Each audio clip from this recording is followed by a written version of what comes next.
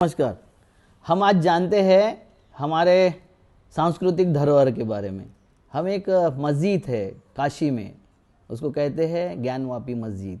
वो महाराजा ज्ञान सिंह राणा के नाम से है। अकेली मस्जिद है, पूरे हिंदुस्तान में अकेली मस्जिद है जो हिंदू राजा के नाम पर थी, नाम पर अभी भी है, वो ज्ञानवापी कहते हैं उसको।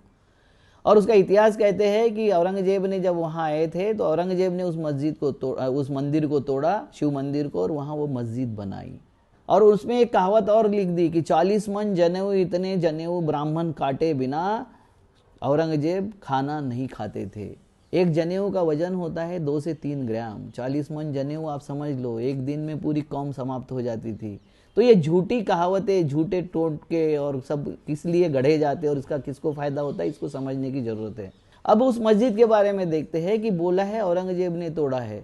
और ब्रिटिश गैजेट क्या बोलता है, जैसे वो कलकत्ता में एक ये था, पड़ाव था इंग्लिश अंग्रेजों का। उस वक्त औरंगजेब नागा विद्रोह दबाने के लिए, नागा विद्रोह को कुचलने के लिए आसाम गए थे। और औरंगजेब जब चलते थे तो उनके साथ में पूरा जनान खाना भी चलता था और पूरा ताफा चलता था। तो हर दिन वो 12 से 15 किलोमीटर से ज़्यादा सफ़र नहीं तय करते थे। जब वहाँ उन्होंने नागा विद्रोह को कुचल के वापस आ रहे थे तो वहाँ उनके साथ में 12 राणा थे। राणा मतलब राजपूत राजा थे। वो उस वक्त की लड़ाई कोई हिंदू मुसलमान लड़ाई नहीं थी, वो राज्य की लड़ाई थी, सल्तनत की लड़ाई थी, सत्ता की लड़ाई थी। तो वो जब वापस आ रहे थे तो राणाओं ने बोला कि यहाँ हमारा एकलिंग जी का सबसे बड़ा मंदिर है, हम उसकी पूजा अर्चना करना चाहते। तो औरंगजेब बोला कोई बात नहीं, यहाँ 2 दिन पड़ाव रहेगा। गंगा के दूसरे बाजू में औरंगजेब का पड़ाव डाला गया और ये राजाओं की रानियाँ अपने दासियों के साथ में शिवाभिषेक करने के लिए वहाँ पहुँच गई। शाम को पता चला अभिषेक के आते वक्त कि कच्छ की महारानी और उसकी दोनों दासियाँ गायब है, वो कहीं दिख नहीं रही थी कहीं।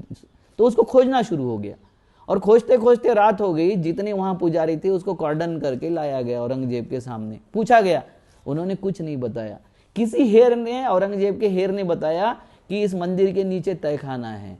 जब तहखाने को खोला गया सुबह तो वहां रानी की लाश और दोनों दासियों की लाश विवस्त्र अवस्था में पड़ी हुई थी। उनके साथ में जोर जबरदस्ती करके उनको मार डाला गया था, मगर उनको सबको कॉर्डन करके बंदिस्त बना गया था, इसलिए वो प्रेतों को, उनके डेड बॉडियों को कहीं दफना नहीं सके या उसको बाहर नहीं हटा सके, इसलिए वो डेड बॉडियां मिल गई वहां। अब उनका राणाओं का क्रोध अनावर हो गया कि मंदिर के नीचे ये क्या चल रहा है, मंदिर के नाम से ये क्या चल रहा है। तो राणाओं ने बोला कि ये मंदिर अब अपवित्र हो गया है, इसलिए मंदिर को हम तोड़ना चाहते हैं।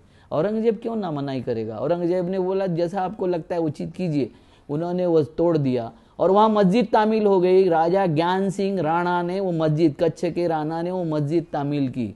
और उसके बाद में क्या हुआ, मस्जिद तामील होने के बाद कि वहाँ के जितने पुजारी थे, पंडे थे जो वहाँ पूजा करते थे, उनको सबको मारा गया, उनकी सबकी जान ले गई, क्योंकि वो किसी का नाम बताने को तैयार नहीं थे। तो सबको दोषी पकड़ के उनको मार दिया गया। तो इन्होंने पूरा सब तरफ, चारों तरफ बवाल मचा दिया कि औरंगजेब ने हिंदुओं की हत्या की, उनकी ब्राह्मणों की हत्या की। ये सच नहीं था, अपराधियों की हत्या की थी। और अपराधियों का हत्या करना ये राजधर्म होता है, राजा का कर्तव्य होता है, वो उसने पूरा किया। मगर वो मंदिर तो अब टूट गया था, पिंड बाजू में स्थापित हो गई थी। वहां मंदिर बनाने के लिए जब बचे हुए जो थे, जो गागा भट्ट यहाँ आया था छत्रपति शिवाजी का राज्याभिषेक करने, वो एक परिवार बच गया था क्योंकि वो उस वक्त वहां नहीं था हाजिर।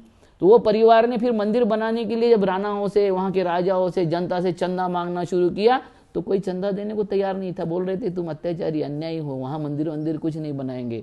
तो उन्होंने फिर शिवराज्याभिषेक से जो पैसा मिला उसके माध्यम से वहां मंदिर बनाया। ये सच्चाई इतिहास क्यों नहीं बताते। और ये अंग्रेजों ने लिखा है, ब्रिटिश गैजेटियर में इतिहास है लिखा हुआ। ब्रिटिशों ने जो अपने साथ में लिख के ले गए और लिखा हुआ है, उसमें वो सारा इतिहास है, मगर हम नहीं पढ़ाएंगे। अंग्रेजों ने भी इस देश को बांटने का इतिहास बनाया। जैसा यहाँ की इस संस्कृति ने वो इतिहास बनाया, वैसा अंग्रेजों ने भी किया। क्योंकि अंग्रेजों ने इतिहास लिखा, मुगल कालीन इतिहास, हिंदू राजाओं का इतिहास, और खुद के बारे में क्रिश्चियन इतिहास नहीं लिखा, वो ब्रिटिश कालीन इतिहास लिखा।